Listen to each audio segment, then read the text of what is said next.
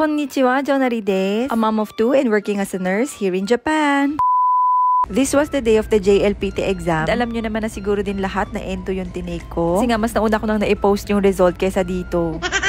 Naiwan ko na nga sila niyan sa mall and ito na yung time na pabalik na ako doon sa may exam site. Sa Saga Daigaku nga pala ang venue namin and dito rin ako nag-take ng entry noon kaya hindi na ako ganun masyado nanibago kasi familiar na ako sa place. Sa totoo lang, mas kinabahan pa nga ako kung meron ba akong makukuhang parking dito.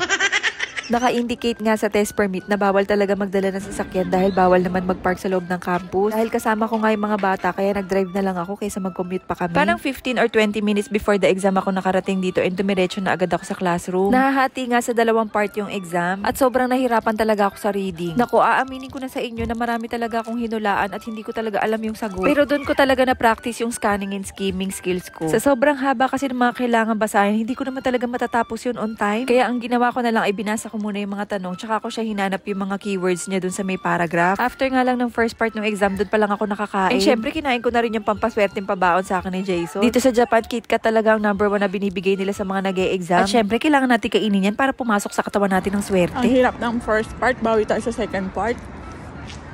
Go! Let's go! And fast forward, ito na nga yung after ng exam. Ayan, naki-CR na naman ako sa Drugmori. Ang dami ko rin kasing nainom ng break namin at hindi na ako maka-CR dahil nga listening yung last part. Aba, doon na nga lang tayo makakabawi, baka ma-zero pa. At after nga ng unos, ayan, nag-eme-eme muna ang feeling monyeka. Tapos na ang ating exam at mahirap siya. Mahirap! Ay, nako, Lord. Abangan na lang natin ang resulta sa January. Nakipark lang ako dito sa Drugmori. Buti naman at hindi naman tayo natikitan or whatsoever. Pero bumili naman ako ng mask para wala naman silang masabi. At yung mask nagkakahalaga naman 1,000 plus. So parang parking fee ko na rin yun sa kanila. Kasi as in talagang lang to katapat lang ng Saga Daigaku. So talagang as in konting lakad lang kasi girgiri na ako, hindi na ako nakakain ng lunch bago ako mag-exam. Pero maganda na rin kasi minsan pag sobrang busog ko, inaantok ako or di naman dahil sa minsan siyempre sa tension na din. Nakakasuka ba? Parang ganun minsan, 'di ba? Awa ng Diyos naman.